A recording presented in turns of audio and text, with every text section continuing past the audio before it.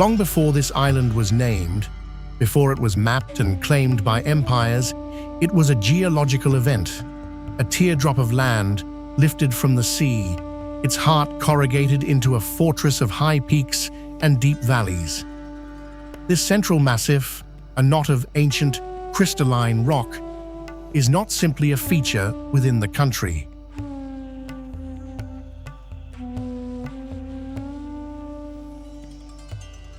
It is the country's creator.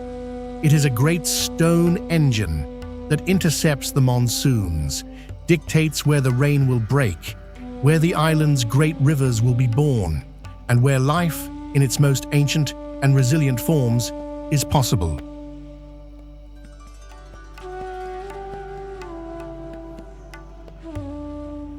To exist in its shadow is to live in a permanent state of negotiation with water and gradient, with mist and stone, with the immense, silent pressures of altitude and isolation.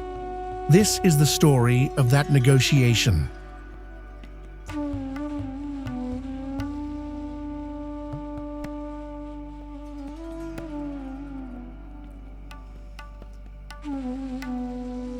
It is an exploration of how this immense geological force and climatic intensity have forged a unique human existence, a culture that has learned not to challenge the landscape, but to listen to it, to read its moods, and to build a life not upon it, but within its powerful and often precarious embrace.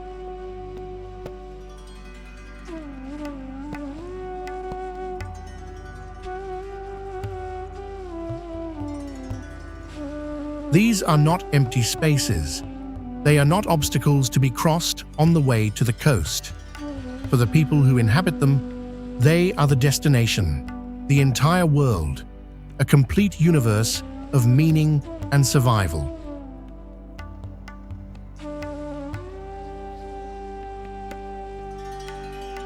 Here, in the high altitudes, in the thin, cool air, where the sky feels closer and the silence is a palpable presence, geology and human life have fused over centuries into something inseparable, something elemental.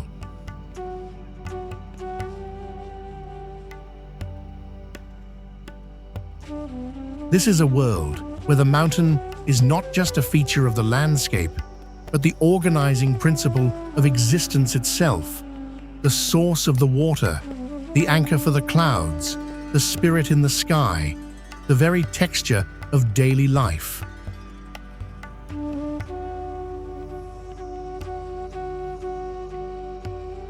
It is a world where survival is not a battle against nature, a violent conquest of the land, but a long, patient, and deeply intelligent negotiation with it.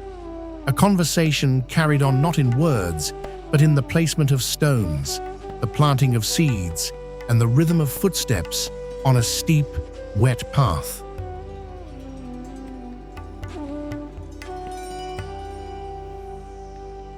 This is a story of a life built not on the earth, but within it, a life shaped by the immense, quiet, and unyielding logic of the highlands.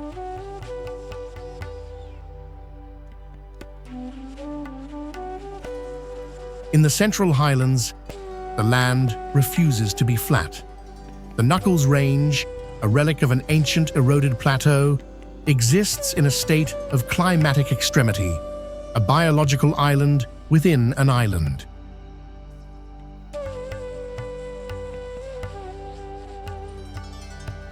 Here, the monsoon does not arrive as an event. It is a permanent state of being, a veil of moving cloud that dissolves the boundary between earth and sky.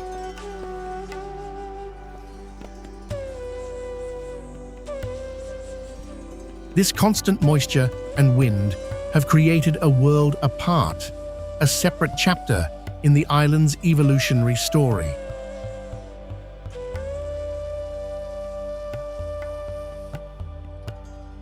The forests that cling to these slopes are not tall and majestic.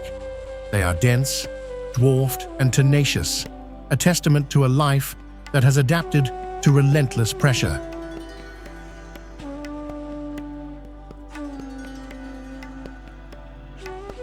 To walk here is to move through a landscape that feels unfinished, still in the process of its own creation. The air thick with the smell of wet earth and decaying life. The sounds muted by the ever-present fog.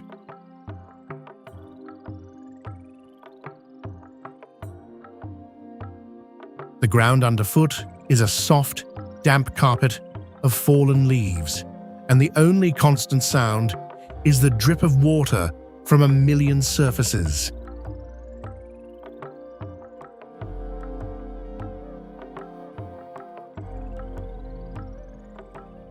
Human settlement in these mountains is not an act of imposition, but of insertion. The villages are small, clinging to the few viable slopes, their existence contingent on a deep, inherited knowledge of the terrain.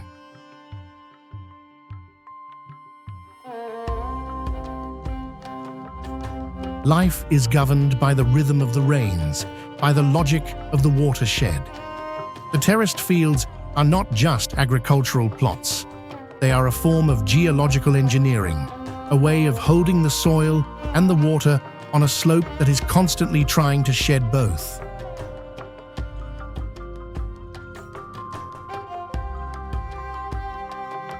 This is a life of profound self-sufficiency, born from an isolation that is both a challenge and a form of protection. Sheltered from the homogenizing forces of the lowlands, these communities have preserved a way of life that is in direct conversation with the elemental forces around them.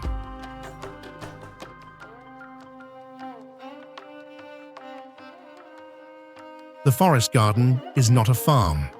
It is a curated ecosystem, a miniature replica of the forest itself, where human needs are met by mimicking nature's own logic of diversity and interdependence.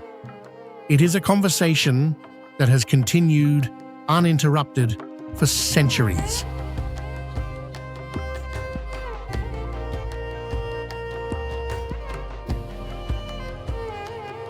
Further south, the corrugated landscape of the highlands gives way to an anomaly. At over 6,900 feet, the Horton Plains are a vast, undulating emptiness, a world of cloud forest, wet grassland, and ice-cold streams.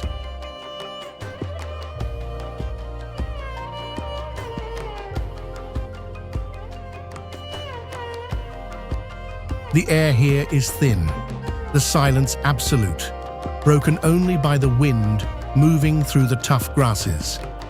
This is not the tropical island of the popular imagination. It is a stark, temperate world, a fragment of a different climate marooned in the sky.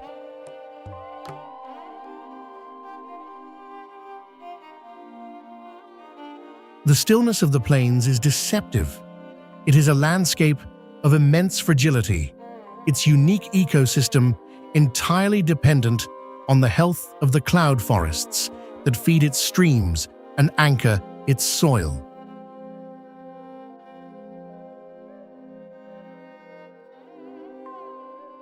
It is a place that feels like the top of the world, a silent, watching plateau that holds the very sources of the island's great rivers, the birthplace of the water that will sustain the distant lowlands.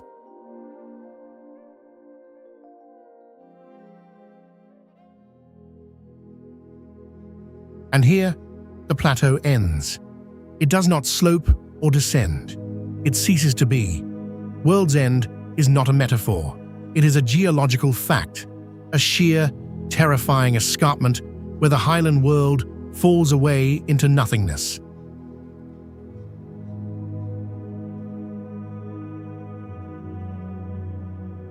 To stand at its edge is to experience a profound and unsettling sense of scale, to be confronted with the raw, vertical power that shaped this land.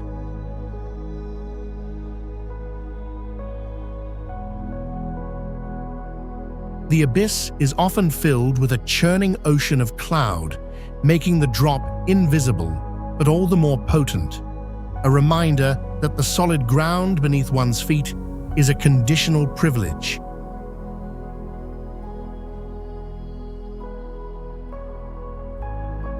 This place is not just a viewpoint. It is a psychological threshold, a point of confrontation with emptiness and immensity that has drawn pilgrims and contemplatives for centuries, each seeking to understand their own smallness in the face of such a vast and silent void. It is a place that asks a single, silent question of all who approach. What remains when the world falls away?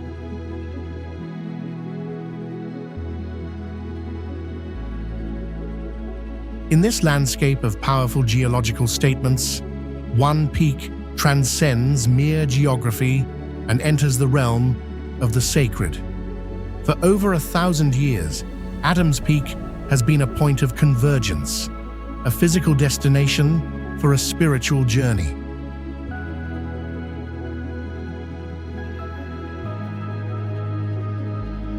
The mountain itself is an object of pilgrimage, its summit the goal of a climb that is both a physical test of endurance and an act of profound devotion.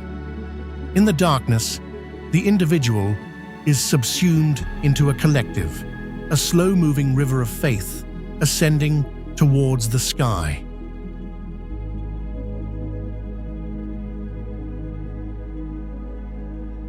The air is cold, filled with the sound of chanting, the ringing of bells, and the shared breath of thousands moving as one. The path is not just a way up the mountain, it is a timeline of devotion, each step taken upon stones, worn smooth by the feet of countless generations of pilgrims who came before.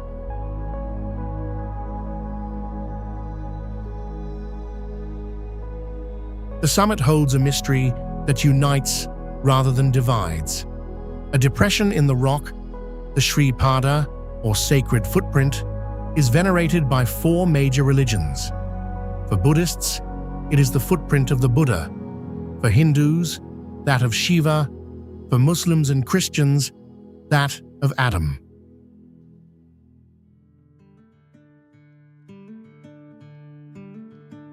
Here, at the highest point of the island's spiritual geography, different narratives converge on a single point of stone. The goal is not to resolve the contradiction, but to participate in the shared act of reverence. The true reward of the pilgrimage arrives with the dawn.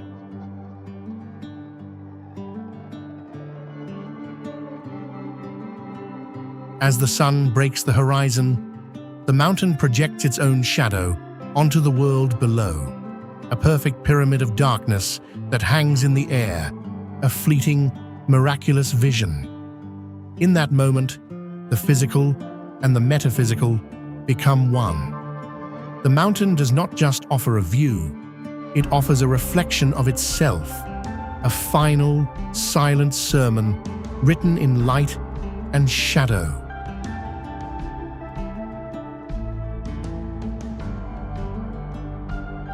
Not all mountains in this central massif are left to the gods and the clouds. Some have been reshaped by human hands into a different kind of perfection.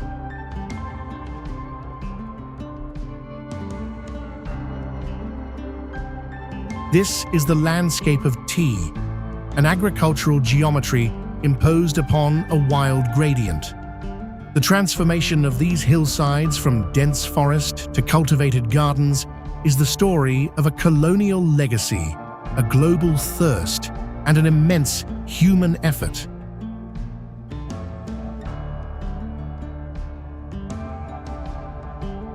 The result is a landscape of breathtaking but unsettling beauty, a wild world tamed and ordered into a single, productive crop.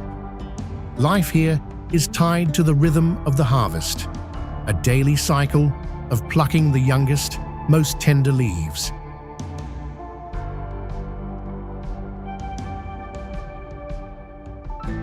It is a life of immense skill and physical hardship, a delicate dance between human hands and the endless, regenerating green.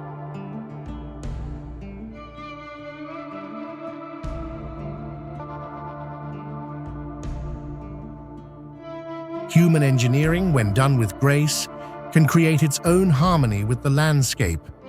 The nine-arch bridge, built without a single piece of steel, is not a scar on the valley, but a complement to it, its elegant stone arches echoing the natural curves of the hills.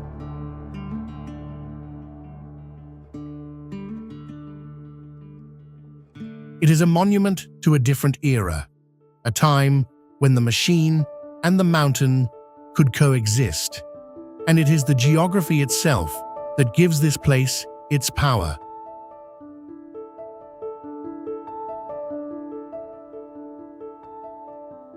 The Ella Gap is a window in the mountain wall, a natural corridor through which the wind and the view flow.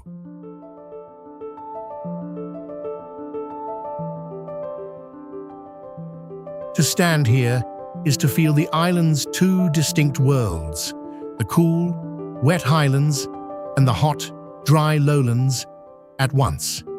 It is a place of transition, a threshold where the immense pressure of the mountains finally relents, offering a glimpse of the world beyond.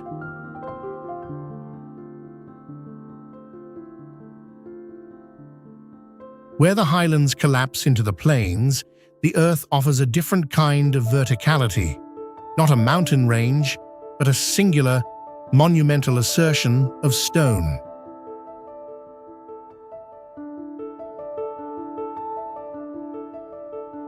Sigiriya is not a natural formation that was inhabited.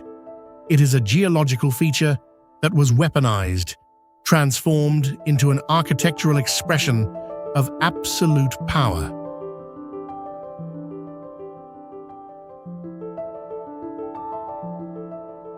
In the 5th century, a parricide king, fearing his brother's revenge, built his fortress palace on this inaccessible summit, a declaration of dominance over the surrounding land.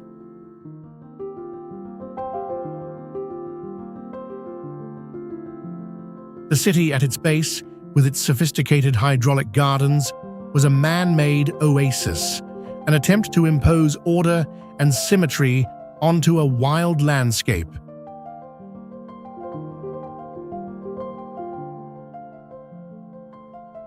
Sigiriya is the story of human ambition projected onto stone, a testament to the capacity for both breathtaking ingenuity and profound paranoia.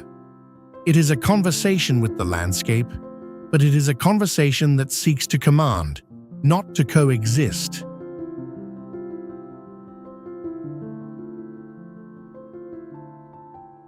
Yet, the story of this place is not singular. For every act of worldly ambition, there is a spiritual counterpoint. A short distance away stands Pidurangala Rock, the quiet observer of Sigiriya's rise and fall.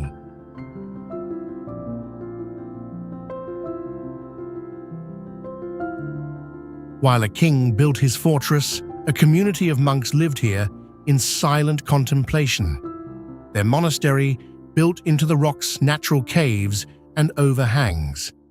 Pidurangala offers not a throne, but a vantage point.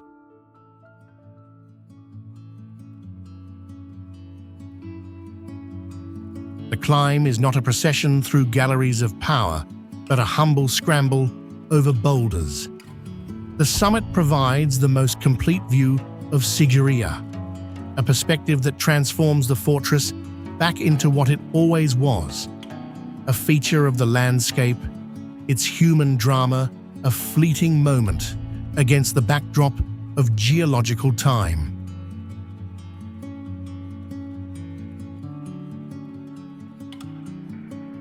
One rock represents a kingdom of the sky, a temporary defiance of gravity. The other, a kingdom of the spirit, a patient acceptance of it. One is a monument to fear, the other to tranquility,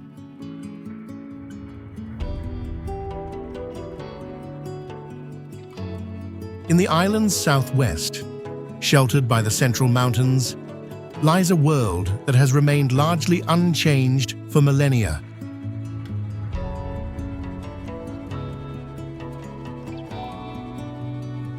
Sinharaja is the last viable remnant of Sri Lanka's tropical lowland rainforest, a living archive of the island's original biology. To enter this forest is to be enveloped by a single, complex organism.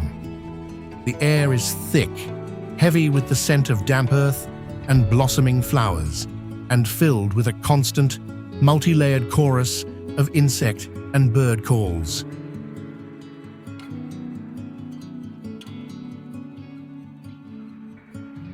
This is a world of vertical layers, from the dark, damp forest floor to the high canopy, each level a distinct ecosystem, each life form interconnected in a web of dependency so intricate that it defies simple understanding.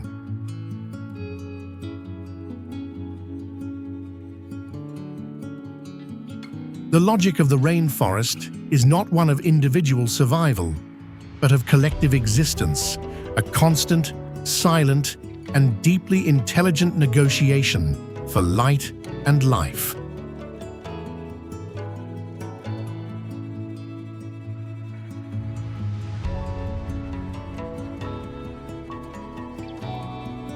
Human life at the edge of Sinharaja exists not in opposition to the forest, but in symbiosis with it. For the communities that have lived here for generations, the forest is not a resource to be extracted, but a provider to be respected.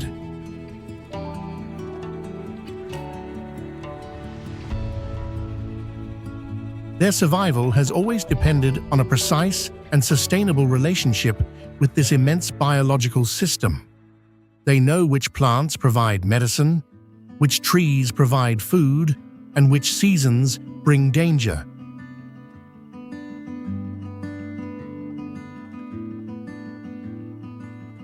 This is not a romantic ideal, but a practical necessity, an embodied wisdom passed down through generations. Their existence is a quiet testament to a different kind of human presence, one that understands that its own well-being is inseparable from the health of the larger organism it inhabits.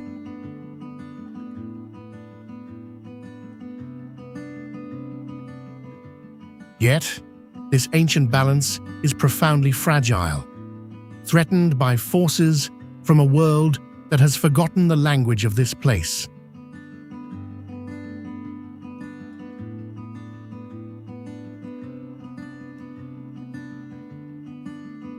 Where the forest ends, the island meets the sea. But not every coast is the same. The northwestern peninsula of Kalpitia is a landscape shaped by wind and water, a thin strip of land separating the Indian Ocean from a vast, shallow lagoon.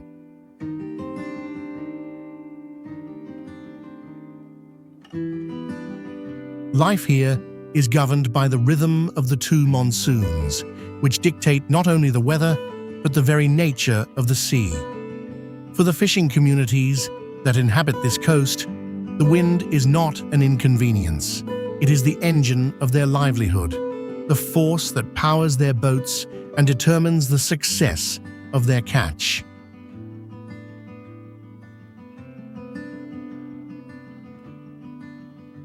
Their existence is a daily negotiation with the elements, a deep, intuitive understanding of tide, current, and season that is written not in books, but in the collective memory of the community.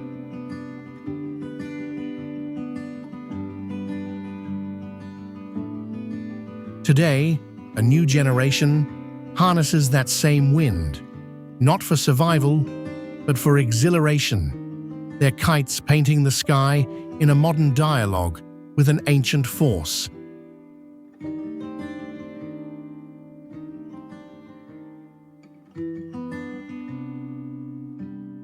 At the island's northernmost point, the land flattens into the Jaffna Peninsula, a place with a distinct and resilient soul.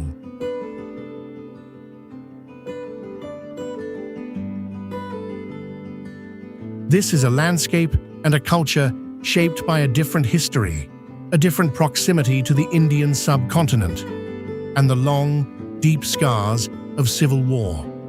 Life here is tied to a different sea, the shallow, calm waters of the Polk Strait.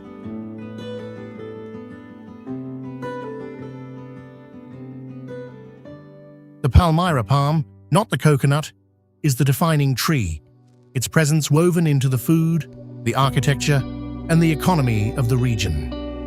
To travel through Jaffna is to witness a quiet but powerful act of cultural reconstruction, a community rebuilding its identity not in defiance of its past, but in acknowledgement of it.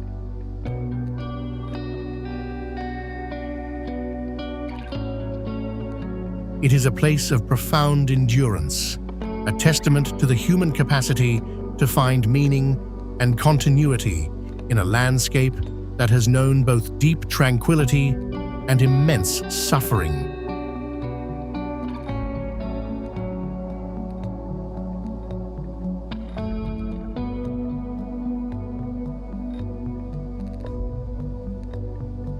A landscape of high, misty peaks and low, arid plains, a forest that remembers the beginning of the world, and a coast that has witnessed the endless traffic of history, separated by altitude, by climate, by faith, by the very soil beneath their feet.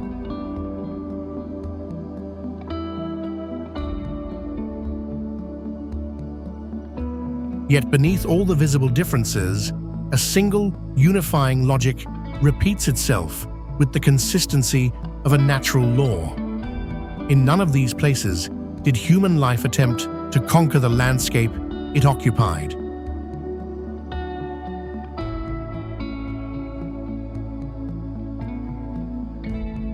The architecture did not shape the land shaped the architecture, and the people, through a wisdom accumulated over millennia, accepted those terms.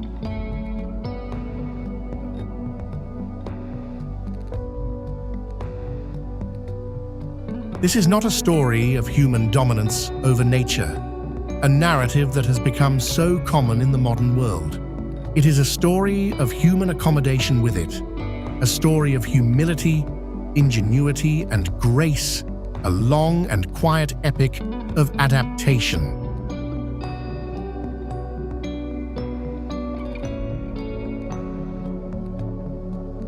What has persisted here is not the result of favorable circumstance, but of a long, inherited familiarity with impermanence and pressure.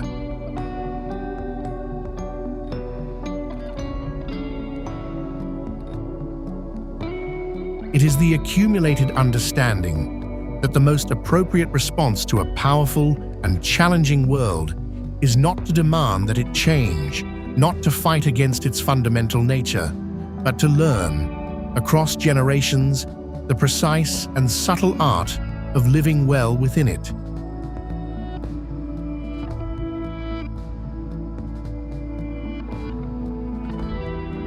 As the modern world increasingly confronts a future defined by instability and change, these remote communities and ancient landscapes no longer look like relics of a distant, irrelevant past.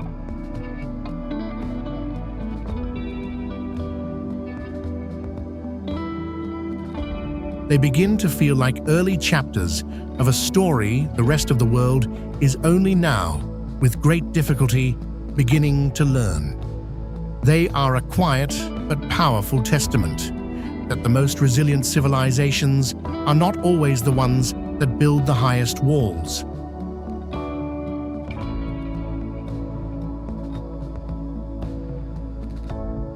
They are the ones that learn to listen most closely to the earth, to understand its materials, to respect its forces, and to build their lives in harmony with its oldest, most powerful, and most enduring rhythms.